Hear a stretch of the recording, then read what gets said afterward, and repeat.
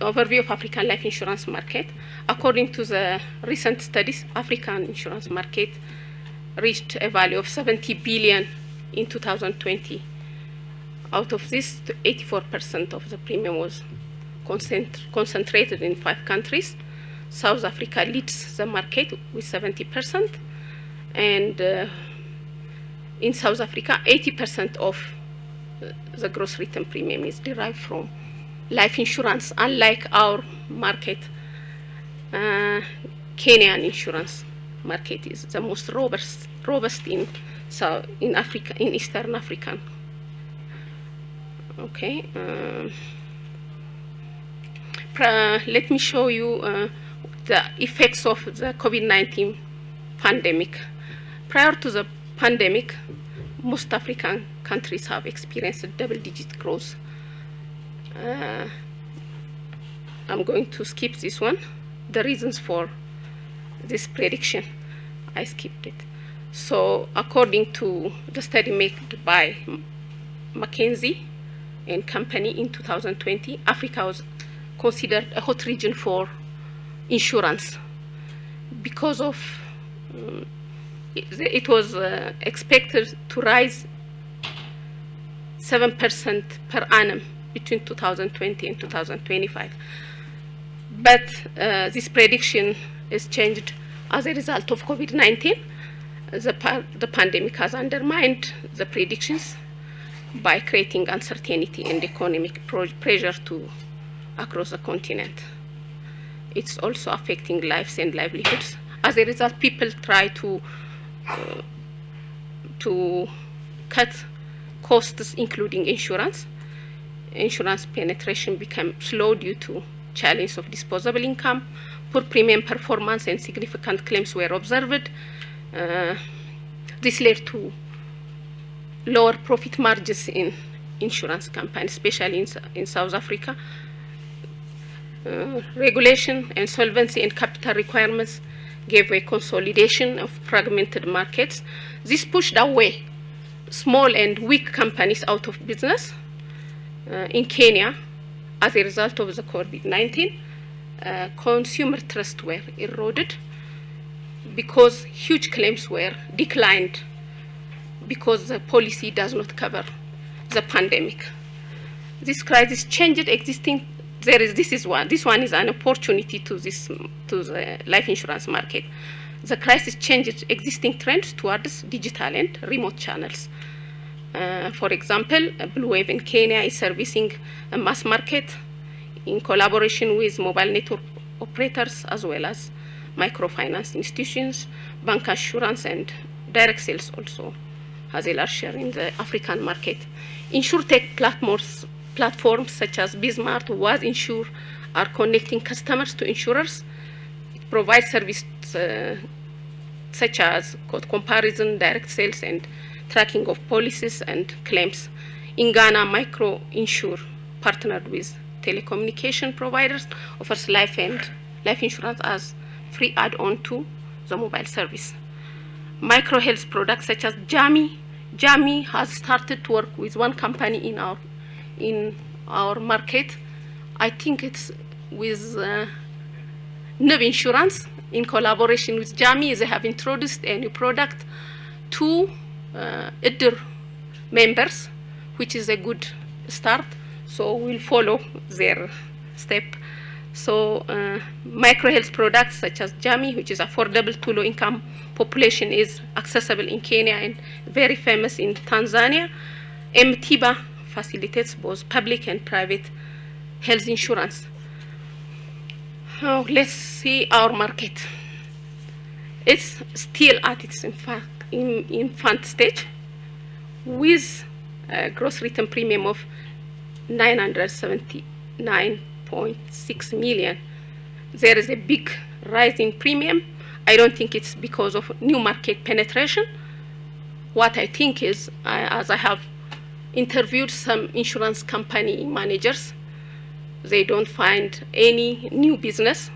It's just as a result of inflation. This rise in premium is not as a result of new market or new market penetration or new product, but it's just because of inflation. especially this rise in premium is in two classes of business. I will show you later on. The premium, the life insurance premium is only 7% out of the gross written premium. The insurance penetration to GDP is still 0.04%. For the past 10 years, this is what I observed. There are 10 market players in the market. So I can show you here, there's a big leap in premium in these 2 years, 2019-20 fiscal year, 580.5 million. It has risen to 979.6 million.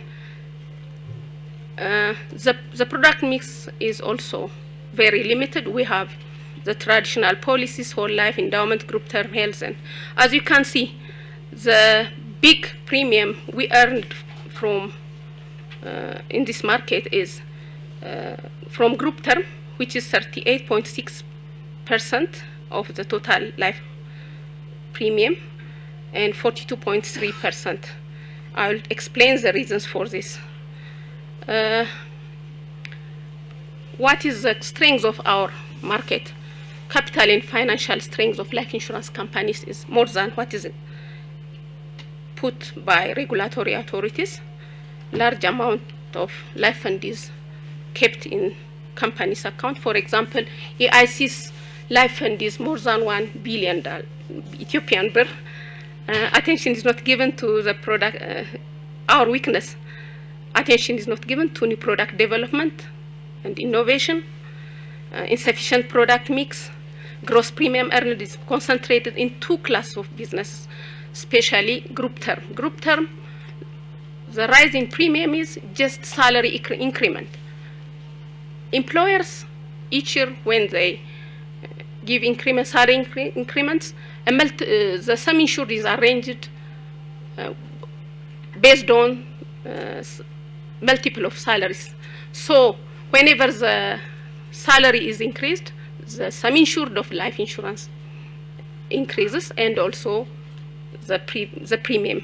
The rise in premium is as a result of this. The second one is medical insurance.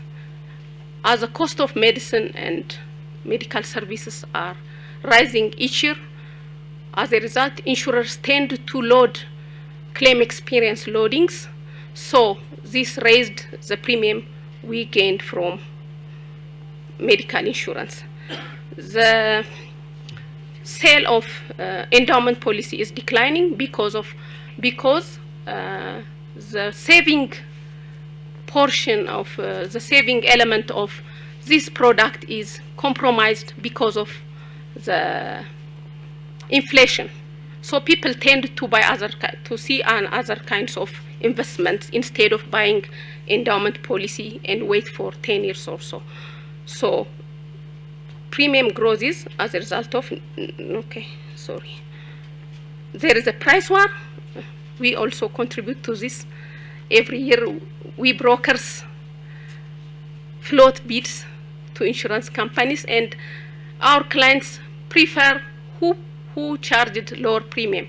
They move from one company to another company in search of lower premium.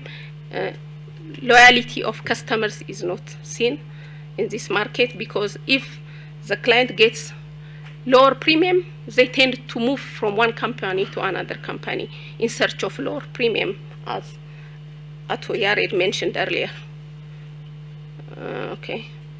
Microinsurance. Microinsurance is untapped market for life insurers, but microfinance institutions are not willing to give us to share this business to insurance companies. Therefore, the business is handled unprofessionally by microfinance institutions, and unfair premiums, which is not scientifically calculated premiums, are charged without proper rating and commensurate premium. These premiums are not based on the mortality experience, so they just put flat rate of a certain percentage of the loan amount is charged as a premium, which is not fair, and it's not a commensurate premium. As opportunities, I have tried to show you some of the, I can skip this one. Population growth will be one of the opportunities, education or educated population, economic growth, progress in the banking sector. If we work with the banks, I hope we will change this situation. Draft capital market proclamation, which is under parliamentary proceedings, will open ways for investment opportunities. Current development of telecommunication, information technology may create opportunity for the growth of life insurance sector. As a threat, I took cultural and religious beliefs have a deterrent impact. The market, as unlike my friend has stated this morning, I took this as a threat. If the market opens this sector to foreign insurers, I don't think our market is ready to compete with foreign insurers because we have no expertise. The number of insurance professionals is limited, and use of technology is also limited. So I took this as a threat. The impact of COVID is another threat to the life insurance. Okay, impact of COVID-19 in Ethiopian markets. The impact of the pandemic is minimum, not because this is the reason what I assumed is most part of the society is not insured.